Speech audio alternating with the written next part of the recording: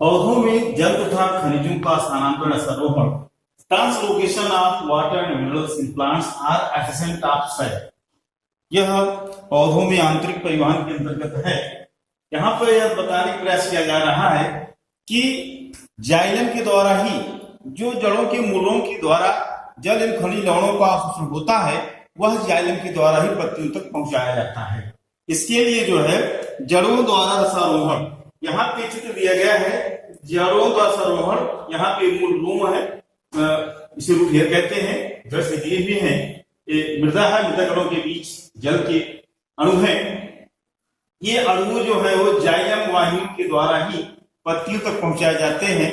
जैसे कि हम जानते हैं जल और जल के अणुओं के इसे संसंजन बल कहते हैं तथा जो विपरीत अर्थात विभिन्न प्रकार के अणु होते हैं, भिन्न अणु होते हैं, उनके बीच एक बल कार्य करता है जिसे असंजन बल कहते हैं। यहाँ पर जो है भिन्न भिन्न के रूप में जैसे जाइलम की केशिकाएं हैं, वाहिनियां और साथ साथ जो है जल के अणु है, यहाँ इनके बीच असंजन बल कार्य करता है।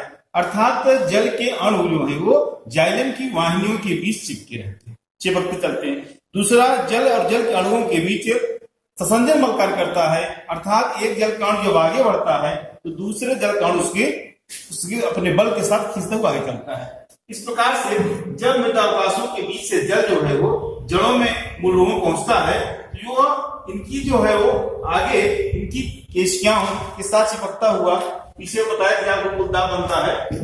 तो जब यह जाइलम की केशिकाओं तक पहुंच जाता है अर्थात जाइलम वाहिनियों तक पहुंच जाता है तो यहाँ पर जाइलम वाहिनियां जो है इन जल के अणुओं को एक खिंचाव डालती है। इस प्रकार धीरे धीरे जो है ये इन वाहिनियों से होता हुआ अर्थात जाइलम कांडों से होता हुआ जल जो है वह शाखाओं पहुंचता है और शाखाओं से पत्तियों पहुंचता है।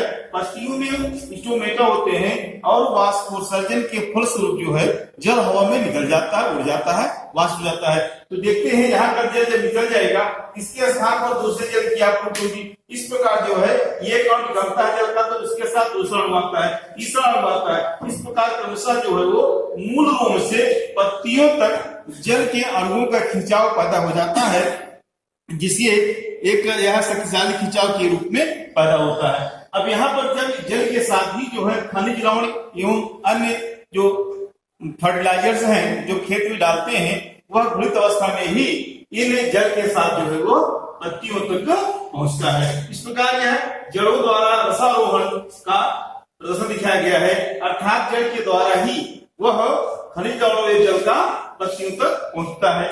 इसी को प्रदर्शित करने के लिए कि क्या जाइलम द्वारा ही पानी का स्थानांतरण होता है, इसके लिए हम यूसिन या सेफ्रिन लेते हैं और उस पानी में घोल देते हैं। एक किसी पॉट में बीकर में रख करके उसको जो है हम उसका सेक्शन काट देते हैं और कहीं उसमें डाल देते हैं। पत्तियां भी होती हैं। कुछ घंटों के पश्चात हम देखते हैं कि पत्तियां जो है वो जिस कलर में पानी में डाला गया था यूसिन या दूसरा जो सोल्यूशन जो है तो उसी रंग की जो है वो पत्तियां का रंग हो जाता है, लाल नीले रंग की जो है।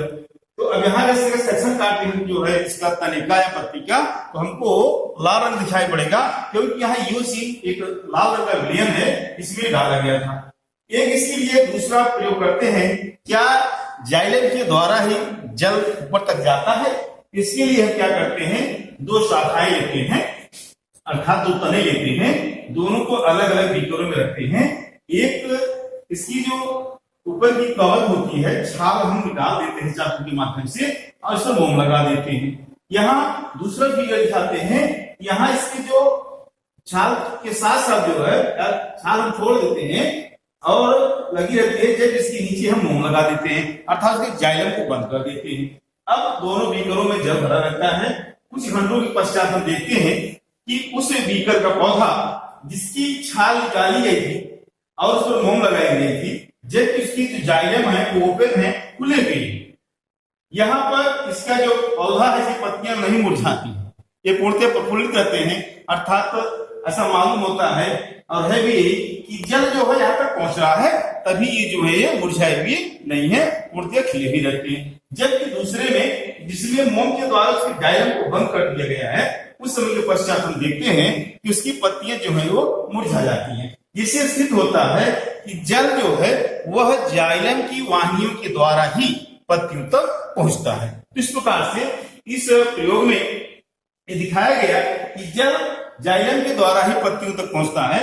अब चूंकि जल के साथ ही अन्य पदार्थ जो मिट्टी में होते हैं, चाहे उर्वरक हो या अन्य कोई चीज है, दवा जैसे, वे जल में घुलित मात्रा में ही जल के रूप में जो है पत्ते तक पहुंचते हैं। तो इस प्रकार से पौधों में जल तथा खनिजों का स्थानांतरण या सरोहण, और इसको जो है नंबर 1 जड़ों द्वारा सरोहण और फिर जाइलम द्वारा पानी के स्थानांतरण का प्रदर्शन भी किया गया है। जिस भी प्रकार से पूछा जाए आप उसी प्रकार से लिख सकते हैं। आज की वीडियो में इतना ही। वीडियो को आप शेयर, लाइक अवश्य करें, सब्सक्राइब करें। धन्यवाद।